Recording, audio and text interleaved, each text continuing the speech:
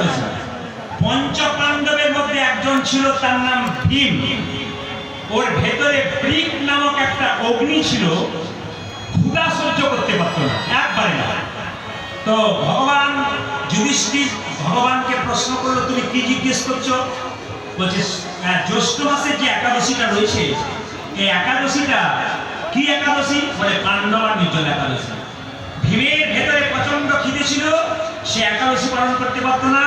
ব্যাসদেবের কাছে গিয়ে বললো, ব্যাসদেব আমায় বলে দাও আমি কি করলে একাদশী করতে পারি। বলছে সারা বছর তুমি যদি করতে না পারো, অন্তত এই একাদশীটা করো। এই একাদশীটা হলে নির্জলা একাদশী। বছরে একটা যদি নির্জলা একাদশী করো ভীম, তোমাকে আর একাদশী করার দরকার হবে না। ভীম এই নির্জলা একাদশীটা করেছিল, যে খিদে সহ্য করতে পারে না সে করেছিল। এই পাণ্ডবরা করেছিল বলে নামটা হয়েছিল পাণ্ডবা নির্জলা একাদশী। আসুন আগামী 23 তারিখ মানে আগামী পরশু তারিখে আপনারা যারা একাদশী করেন তারা হাত তুললেন, আর যারা করেন না তাদের একটা কথা বলে যায়। মুসলিম সমাজে 30 দিনের মধ্যে 30টা দিন এক সময় রোজা রাখা হয়। দেখবেন জল খাওয়া তো দূরের কথা, থুতু পর্যন্ত গেলে না। সবচাইতে দুঃখের ব্যাপার, আমরা একদিন একাদশী করতে পারি না, অথচ প্রায় সব খেতে পারবেন কিন্তু একাদশী করতে পারবেন না।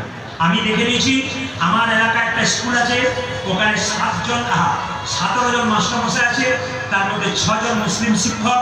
আমি দেখে নিয়েছি 6 জন মুসলিম শিক্ষক তারা রোজা রেখেছে, একবারে থুতু পর্যন্ত গেছে না, কঠিন ব্রত পালন করেছে।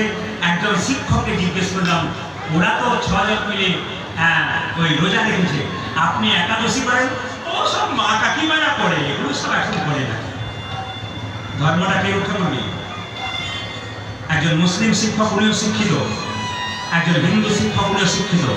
দিনে আপনারা পঞ্চশস্য বাদ দেবেন, কি খেতে পাবেন? সবাই দেখায় খেতে পাবেন কি? ফল খেতে পাবেন, আপেল কলা লেবু বিভিন্ন ফল খেতে পাবেন। আপনি দুধ খেতে পাবেন, আপনি জল খেতে পাবেন, আপনি শরবত খেতে পাবেন, আপনি একটা সবজি খেতে পাবেন, কাঁচা কলা, কাঁচা পেঁপে, সন্দক লবণ দিয়ে আলু দিয়ে আপনি তৈরি করতে পারেন। একাদশীর দিনে আপনি সরিষার তেল মাখবেন না, একাদশীর দিনে আপনি কি মাখবেন? নারকেল তেল মাখবেন। একাদশীর দিনে যে রান্নাটা আপনি করবেন, বাড়িতে সবজি করবেন, ওই সবজিতে আপনারা সূর্যমুখী তেল দেবেন, ঘি দেবেন, কিন্তু আপনারা সরিষার তেল বা অন্য কোনো তেল ব্যবহার করতে পারবেন না। একাদশী যেদিন করবেন মায়েরা, সেদিন বাড়িতে বিছানাটা কিন্তু আপনার আলাদা হতে হবে। আপনি যে বিছানাতে প্রত্যেক দিন শুয়ে থাকেন ওই বিছানা নয়।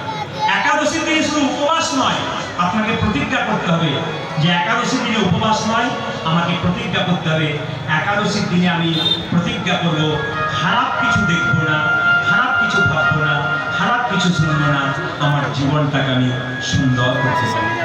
তাই বলবো